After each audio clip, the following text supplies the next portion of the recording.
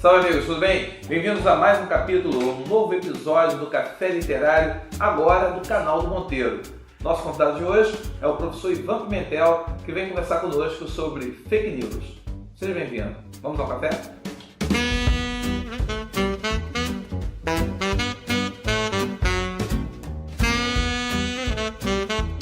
Bem amigos, sejam bem-vindos. O nosso convidado de hoje, Ivan Pimentel, geógrafo, está aqui para conversar conosco hoje sobre um assunto que eu acho que é muito importante se debater nesse momento, que é o fake news. Que é um assunto que você ouve muito falando na internet, você vê nas redes sociais, até a polêmica recente do Facebook, baixando algumas páginas que têm perfis falsos, e se fala o tempo todo em fake news. E há muita desinformação, muita contradição em relação a isso. Por isso o convite aqui no Café Literário, porque hoje existem até mesmo pessoas que fazem literatura a partir de fake news. Então isso tem tudo a ver conosco. Mas antes de qualquer coisa, Ivan, seja bem-vindo. Obrigado, Monteiro. É um prazer estar aqui contigo. Muito prazer poder compartilhar um pouco do que nós vemos e estudamos. Espero que isso contribua muito para o crescimento dos alunos, para o crescimento de todos aqueles que serão alcançados por esse programa. Pô, bacana. Me diz uma coisa, Ivan. Papo assim bem direto, porque o nosso tempo é curto, né? Infelizmente. Sim. O que é um fake news? Olha, Monteiro, antes de falar propriamente do fake news, eu considero muito relevante fazermos uma introdução sobre um contexto em que a sociedade tem vivido atualmente. Eu acho que quando o sociólogo Zygmunt Bauman diz que nós viveríamos momentos líquidos, ou Anthony Giddens fala de uma modernidade tardia, a gente começa a ver a volatilidade das informações como um dos elementos centrais desses dois escritores. É importante observarmos, Monteiro, que nós vivemos numa sociedade hoje que mais do que nunca ela é pautada mesmo no conceito de uma sociedade em rede. Numa sociedade que troca, numa sociedade que está conectada, numa sociedade que a todo momento está tendo acesso a informações. Agora, é claro que se temos muito acesso a informações, essas informações elas passam a circular com uma velocidade muito maior. Então, se você passa a ter informações circulando com uma velocidade maior, é importante observarmos que nós teremos também um aumento do fluxo dessas informações. Então, é fundamental observarmos, por exemplo, que o fake news, embora já seja um pouco antigo, ele começa a ter notoriedade a partir do momento que você começa a ter essa circulação de informações de forma mais generalizada. Ou muitas vezes, Monteiro, pegando coisas que já aconteceram e tentando adaptá-la a uma determinada situação. Ou simplesmente pegando uma informação não muito contextualizada. A ideia do fake, da ideia do falso, do news, de uma notícia ou de uma informação. Mas eu não quero usar somente o termo de uma notícia falsa. Eu prefiro usar de uma notícia generalizada, onde muitas vezes a origem dessa notícia ela é totalmente questionável. É muito interessante que chega uma mensagem, você olha e não questiona muitas vezes a fonte. É diferente, por exemplo, de eu pegar um livro e ter a noção que esse livro indica alguns autores que já falaram sobre aquilo. E é muito interessante, Monteiro, também, só antes de continuarmos, lembrarmos de uma coisa, que com o desenvolvimento das redes de comunicação, Facebook, todas as redes sociais, todas as pessoas tornaram-se juristas, legisladores, passaram a ser detentores ou supostos detentores de conhecimento, passando, digamos assim, a produzir e a divulgar uma série de coisas. É claro que diante disso tudo e dessa introdução que nós fizemos, isso propicia muito o desenvolvimento de algumas notícias não muito bacanas, de algumas notícias que muitas vezes maculam a imagem de pessoas, de algumas notícias que muitas vezes são de origem completamente duvidosa. Beleza, e aí que está a grande questão, né? Quando a gente fala, você falou do fluxo de informação, tem um documentário que passa no Fios TV sobre a mídia na era do fake news. E ele mostra justamente isso. Eu recomendo até esse vídeo para você assistir no canal no Fios TV. Pode repetir, por favor? É a mídia na era do fake news. Beleza. E é um documentário que ele fala justamente como a mídia hoje há uma necessidade de informar cada vez mais rápido, numa quantidade maior, e que os canais não têm tempo mais, até pela diminuição de jornalistas, até pela diminuição do formato que você tinha antigamente de fazer o impresso, que você tinha tempo para apurar a notícia. Hoje o fato acontece, a pessoa já liga o celular, já liga o computador e já quer saber de imediato. E o sujeito, no documentário, o jornalista, ele coloca que um dos elementos que acabam facilitando a propagação dessas ideias é justamente o fato dessa precarização das pessoas que colhem as notícias. Sim. E aí é uma questão que a gente fica perguntando o seguinte: será que o fake news é propositalmente, a gente pode chamar de uma imprensa marrom virtual? Ou seja, uma imprensa que procura modificar, procura prejudicar? Ela tem essa tendência, ou a gente pode entender que essa generalização de que tudo é ruim, você falou que a generalização é um problema, mas a gente pode entender que esse fake news, porque muita gente hoje aqui no Brasil polariza, né? É direita e esquerda, então como se fosse só de direita, ou se fosse só de esquerda. E aí? Monteiro, assim, eu não acredito em neutralidade. A própria ideia da ciência como uma perspectiva neutra, ela já caiu por terra há muito tempo. E é claro que diante dessa era de extremos que nós vivemos, de polarizações, conforme você acabou de falar,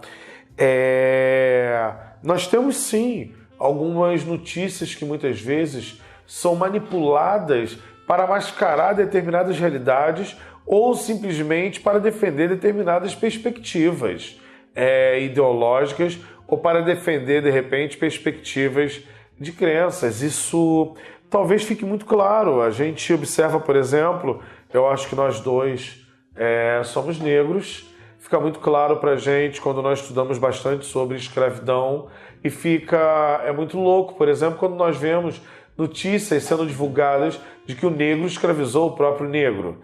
É claro que essa notícia ela é extremamente banal e, ao mesmo tempo, também é uma notícia muito capciosa para defender, obviamente, determinadas perspectivas e crenças de indivíduos. Ou, de repente, para justificar determinados posicionamentos.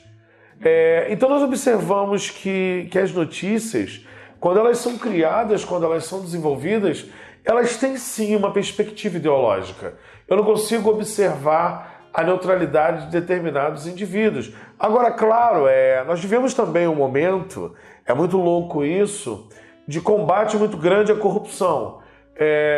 Eu muitas vezes defendo que determinadas coisas que nós vemos no país, vamos pegar a nível de Brasil, elas refletem em diversos momentos características da sociedade, principalmente da classe média brasileira. E é muito interessante, por exemplo, quando você para pensar em torno de notícias que buscam defender determinados interesses, buscam simplesmente alinhar uma proposta política a uma forma de convencimento. E o que é interessante, Monteiro, dentro disso, muitas vezes o fake news, dentro dessa busca por combate à corrupção, isso propicia muito o desenvolvimento do fake news, porque dentro do fake news é falar muitas vezes o que as pessoas querem ouvir. É uma ideia, por exemplo, de atender as ansiedades da sociedade. E qual é o louco disso, Monteiro? Isso vai passando de grupo em grupo. Hoje nós vivemos também na era do WhatsApp. Eu não quero nem pegar somente o Facebook, mas quero pegar o WhatsApp. Se você publica isso em 10 grupos e cada pessoa publica em mais 10 grupos, já viralizou. E você tem essa questão hoje. E para mim é uma proposta muitas vezes de convencimento de determinadas, digamos assim, supostas realidades ou supostos cenários políticos que nós temos no país. Beleza. E aí que vem a grande questão. Um aluno hoje, eu acredito que, não sei se isso é um tema de redação, mas o aluno, quando ele vai se posicionar, eu acredito que não haja uma literatura, você assim indicaria uma literatura porque o aluno poderia buscar essa informação, poderia ter uma visão mais crítica sobre isso? Sim, a primeira coisa, Monteiro, existem formas de nós detectarmos a origem de um site e a veracidade desse site. Recentemente eu passei um trabalho com meus alunos. Nós demos um conjunto de notícias da área de humanas e de matemática, por incrível que pareça, um cara muito gente boa, um grande professor. Nós fizemos um trabalho, o trabalho foi inicialmente organizado pelos professores de sociologia e de história, em que nós dávamos as informações e a partir desses sites os alunos conseguiam verificar a veracidade do nível de informação. Porque existem muitos sites que não são confiáveis. Então a primeira coisa, por exemplo, que eu sugiro que esse aluno faça é que ele veja o nível de confiabilidade do site. É importante ver para que você, de repente, não pegue uma notícia pela metade ou uma notícia manipulada. Não, até porque, Monteiro, só pegando aqui uma coisa muito interessante, te peço desculpas pelo que eu vou falar de antemão, mas considero relevante. A ideia do fake news, muitos repórteres já fazem fake news. Quando pegam uma notícia, dão essa notícia pela metade com uma determinada tendência a criminalizar um determinado ato, sem que muitas vezes esse ato ele seja um ato criminal. Sabe? Então, só pegando esse ponto, isso já é uma coisa um pouco antiga. Agora, é fundamental vermos, por exemplo, que a nível de aluno, eu acho que os alunos devem verificar a veracidade dos sites. E segunda coisa, hoje você tem uma bibliografia vasta sobre diversas temáticas. É fundamental buscarmos bibliografias mais confiáveis. Correto. Fundamental buscarmos fontes confiáveis para não ficarmos difundindo informações que de repente não levam a lugar nenhum. Essa é a questão, uma outra questão aqui, vem agora à cabeça aqui, fala sobre o resultado. São fatos diferentes. Vitória do Trump, a saída da Inglaterra do euro, da zona do euro, e a descoberta, até passou no programa desse TV, um repórter falando que o Putin, sabe se fala o nome dele, usa hoje a internet e o fake news e a manipulação e a distorção para poder controlar aquilo que se produz e aquilo que se fala na sociedade. E a agência que foi acusada de interferir diretamente na vitória do Trump, ela estaria vindo ao Brasil para poder atuar nessas eleições. Todo esse movimento, esse xadrez que a gente assiste aí, de que forma você acha que o fake news pode afetar, sim, as eleições, por exemplo, que nós vamos ter agora? Ótima pergunta, Monteiro. Eu acho que nós vemos um cenário, como falei anteriormente, muito complicado. Muito complicado porque estamos saindo de uma crise. Espero consigamos sair logo dessa crise. E querendo ou não, em todo momento de crise, eu sempre vejo a possibilidade de uma proposta messiânica. Em que aspecto? De um novo Messias que vai surgir, trazer as boas novas e combater tudo que havia de mal. Ou seja, nós queremos um super-homem em um determinado momento para que esse super-homem resolva todos os males que nós temos na sociedade. E, querendo ou não, uma das coisas que foi muito metralhada, por exemplo, foi em torno da esquerda brasileira hoje. Você tem hoje um nível de confiabilidade muito grande e, claro, muito fake news nisso também, o que esquece, por exemplo, que um presidente que tem o menor nível de escolaridade não tem nível superior, mas criou universidades no Brasil. E, ao mesmo tempo, vivemos um momento em que a CAPES sofre grandes impactos no seu orçamento, correndo risco de cortar bolsas de mestrado, doutorado, enfim, de estudantes de uma forma geral. Então, criou-se um cenário muito calamitoso. Inclusive, eu acredito, Monteiro, que a própria crise ela foi criada justamente para assolar. Isso me lembra muito o filme V de Vingança. Nós criamos um cenário, obviamente, de terror, para que a partir desse cenário de terror venha uma possível solução e busquemos aí algumas mudanças. Eu acredito que pode afetar sim.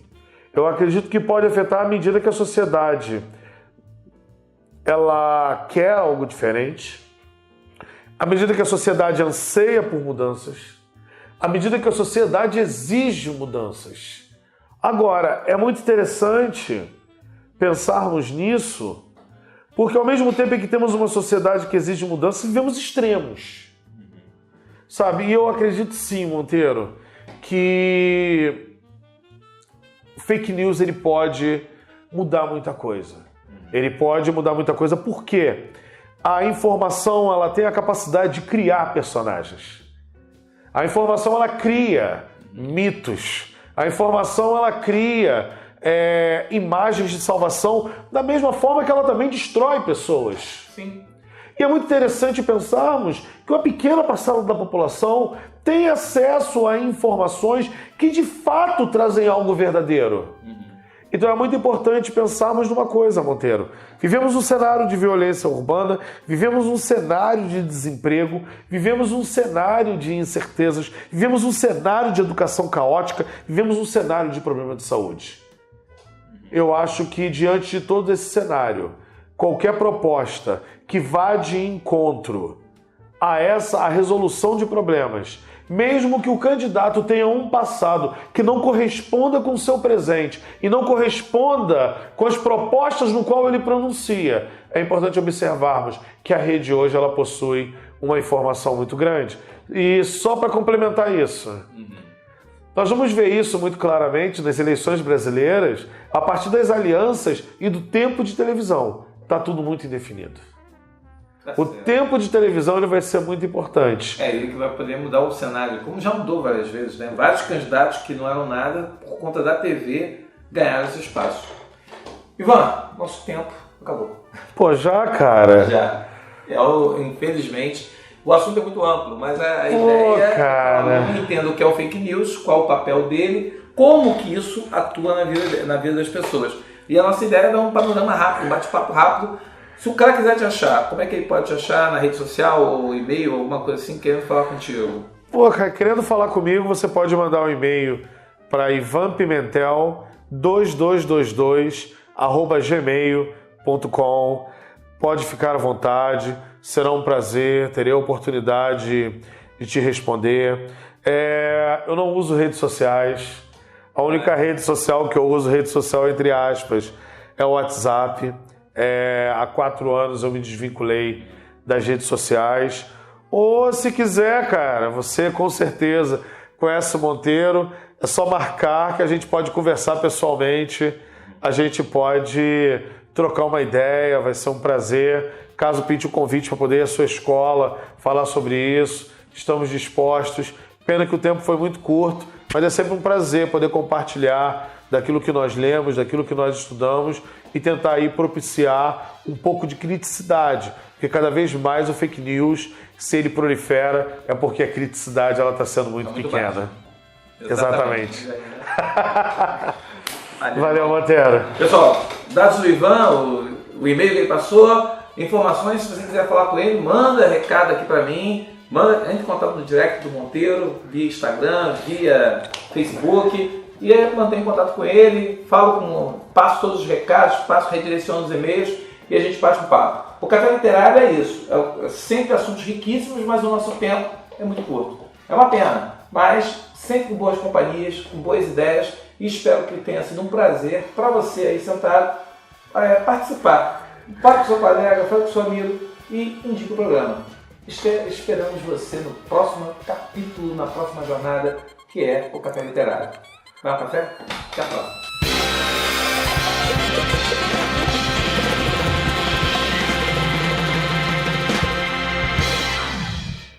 E aí, gostou do Café Literário? Quer ouvir um pouco mais? Quer ter uma parte 2? Deixa um comentário aqui embaixo, fala que a gente vai gravar. Um abraço.